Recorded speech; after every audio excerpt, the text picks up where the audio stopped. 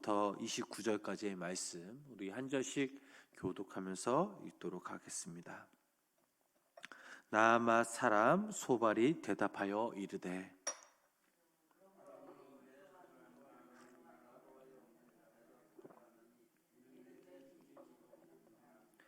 내가 나를 부끄럽게 하는 책망을 들었으므로 나의 슬기로운 마음이 나로 하여금 대답하게 하는구나.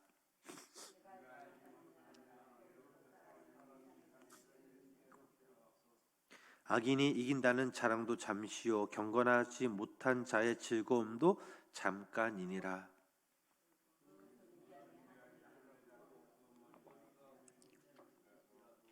자기의 똥처럼 영원히 망할 것이라. 그를 본 자가 이르기를 그가 어디 있느냐 하리라.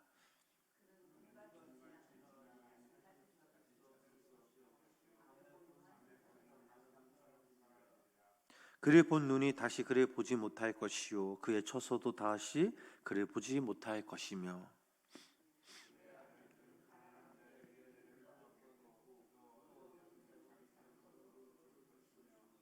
그의 기골이 청년같이 강장하나 그 기세가 그와 함께 흙에 누우리라.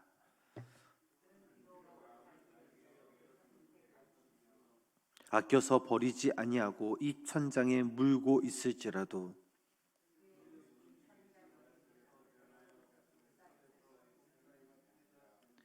그가 재물을 삼켰을지라도 토할 것은 하나님이 그의 배에서 도로 나오게 하심이니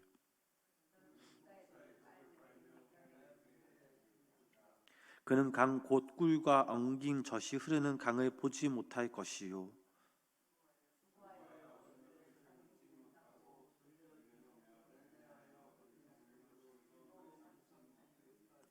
이는 그가 가난한 자를 학대하고 버렸음이요 자기가 세우지 않은 집을 빼앗음이니라.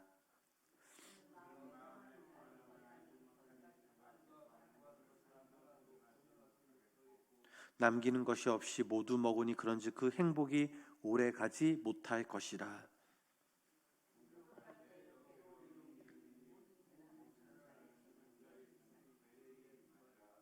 그가 배를 불리려 할 때에 하나님이 맹렬한 진노를 내리시리니 음식을 먹을 때에 그의 위에 비같이 쏟으시리라.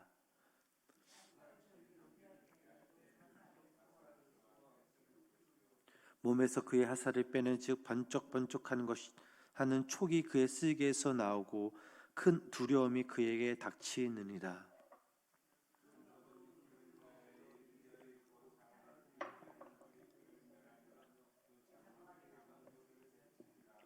하늘이 그의 죄악을 드러낼 것이요 땅이 그를 대항하여 일어날 것인즉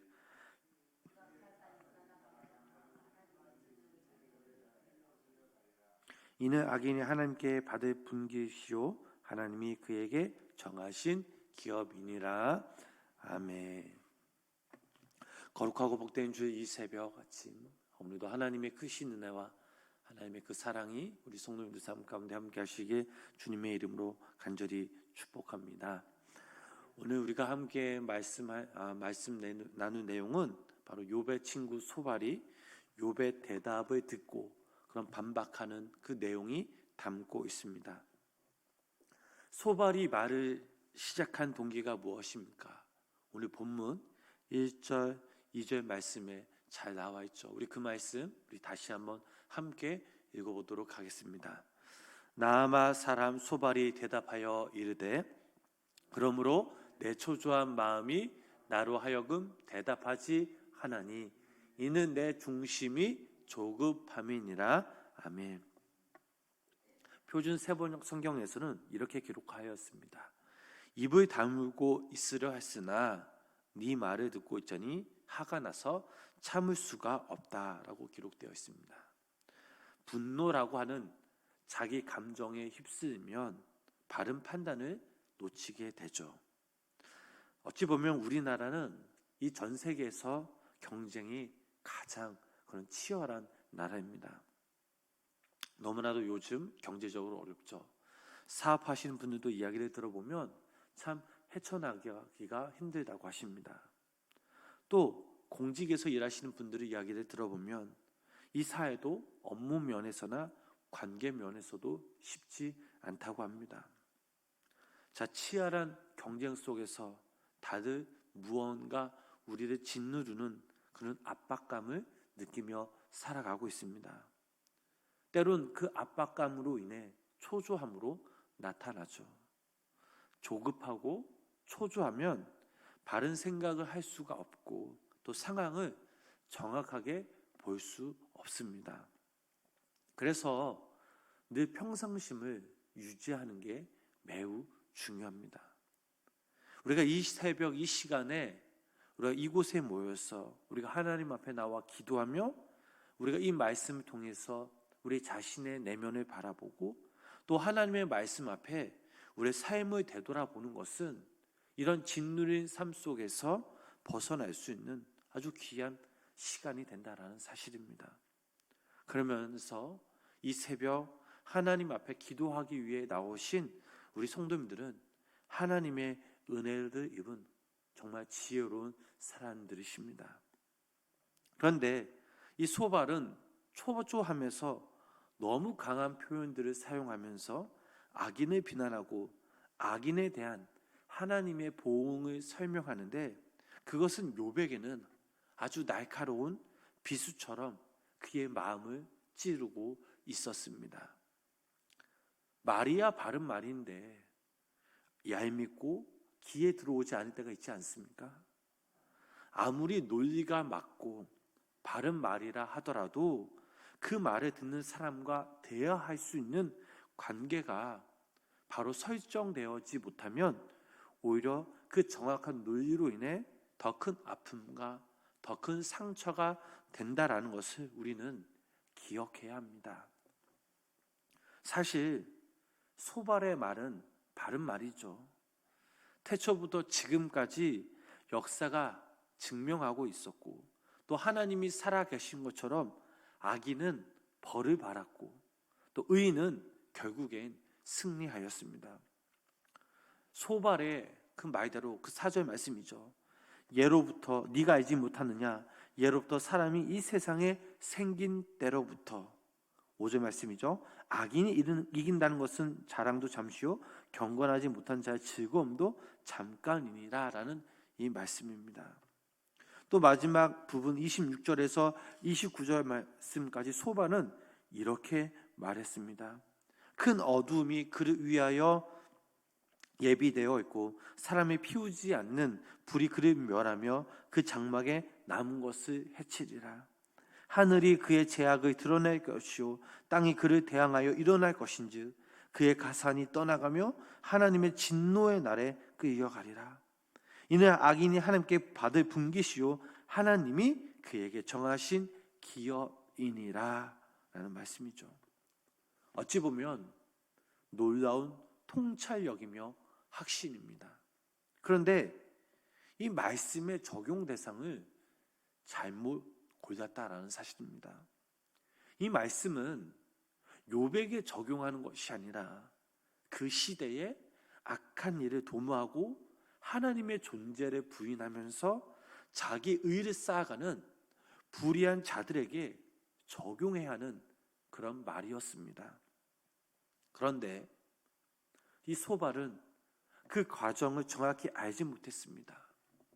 다만 욥에게 일어난 결과만을 가지고 그 욥을 판단하고 정죄하는데 문제가 있었다라는 겁니다.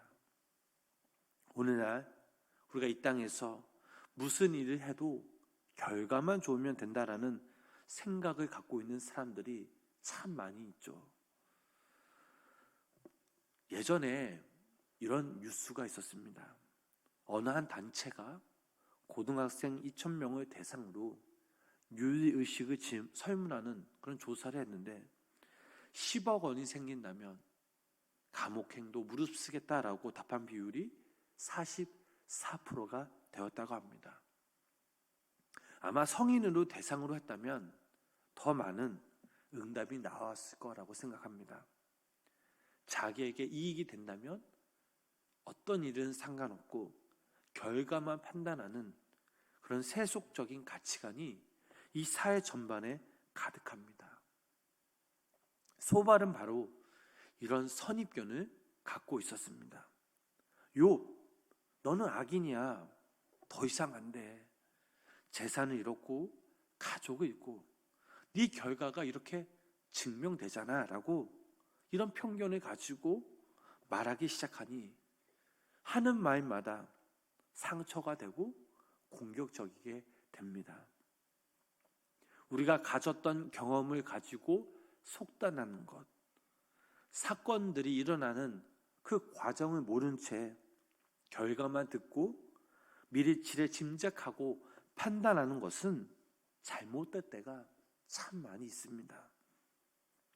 소발은 명쾌한 그런 논리와 지식을 가졌지만 엉뚱한 대상에게 그것을 적용하고 자신의 선입견을 지나치게 확신한 나머지 의인 욥을 괴롭히는 어리석은 그런 사람의 상징이 되고 말았습니다.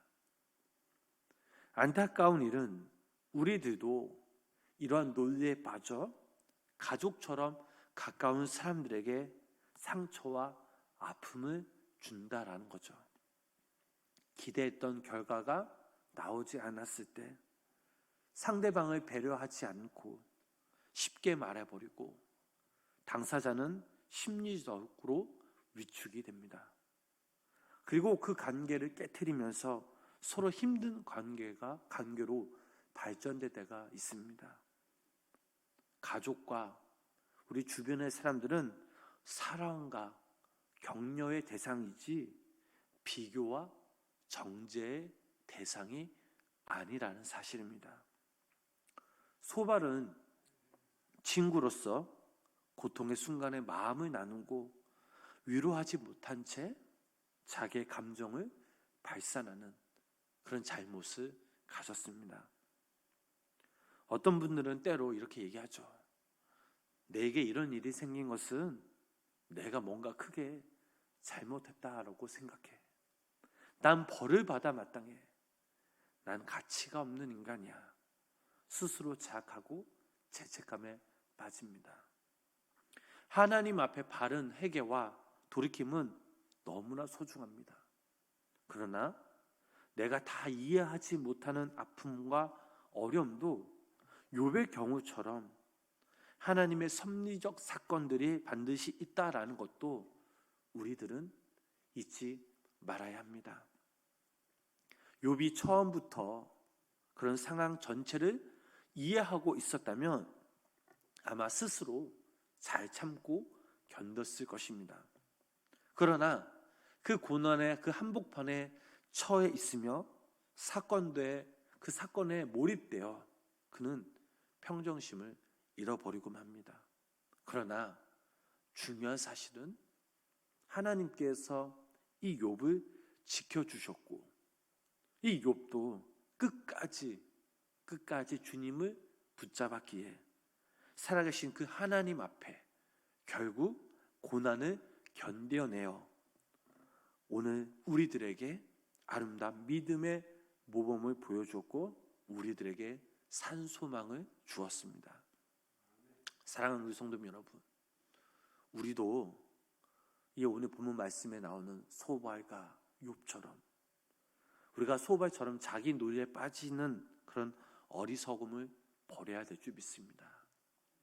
우리가 우리 주변에 있는 그런 사람들, 우리의 가족, 우리 주변에 있는 우리 직장인, 또 동료, 또 우리 성도님들에게 그들을 정죄하고 비교할 대상이 아니라 그들을 마음속에 품고 기도할 수 있는 하나님이 우리에게 주신 그 사랑과 그 은혜를 통해서 우리들도 그들을 품고 우리가 헌신과 자비와 인내와 소망을 가지고 그들을 위해서 우리가 하나님의 사랑으로 위로하며 또한 욥과 같이 우리에게 닥쳐진 그런 고난과 아픔과 한란이 있다면 끝까지 인내로서 시련을 이겨내는 성숙한 믿음의 사람이 될 때 하나님의 귀한 은혜와 보좌 앞에 여러분들이 그 자리에 서시는 그 날이 오시길 주님의 이름으로 간절히 축원합니다. 기도하겠습니다.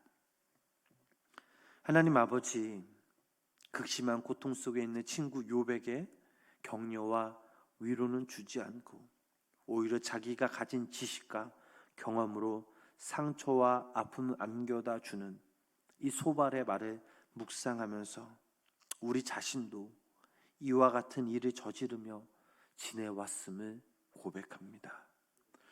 논리는 분명했지만 그 안에는 사랑이 없었습니다. 내 감정에 충실한데 다른 사람을 이해하지 못하고 배려하지 못했습니다. 우리의 어리석음을 용서하여 주시고 결과만 보고 성급하게 판단하지 않게 하시며 고난 가운데 있는 우리 이웃과 우리 가족과 우리 친구들을, 우리 동역자들, 우리 성도님들을 위해서 함께 기도하며 사랑으로 격려할 수 있는 귀한 믿음의 성도님들 되게 하여 주시옵소서. 욥의 인내를 배우게 하시고 우리들에게 닥친 그 고난을 끝까지 견디는 믿음의 승리를 얻게 하여 주시옵소서.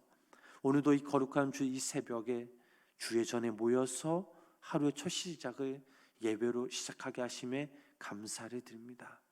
오늘도 하나님이 주실 그 은혜를 기대하면서 그 은혜의 자리에 설 수 있는 우리 모두가 되게 하여 주시고, 특별히 아버지 오늘도 이 새벽 우리가 간구하는 간절한 기도 제목들을 하나님께서 귀 기울여 들어주시사 당신의 때에 당신의 방법으로 우리의 기도 제목들이 하나님의 그 말씀 가운데 아버지 이루어질 수 있도록 성령님 함께하여 주시옵소서. 예수님의 이름으로 간절히 기도드렸습니다. 아멘.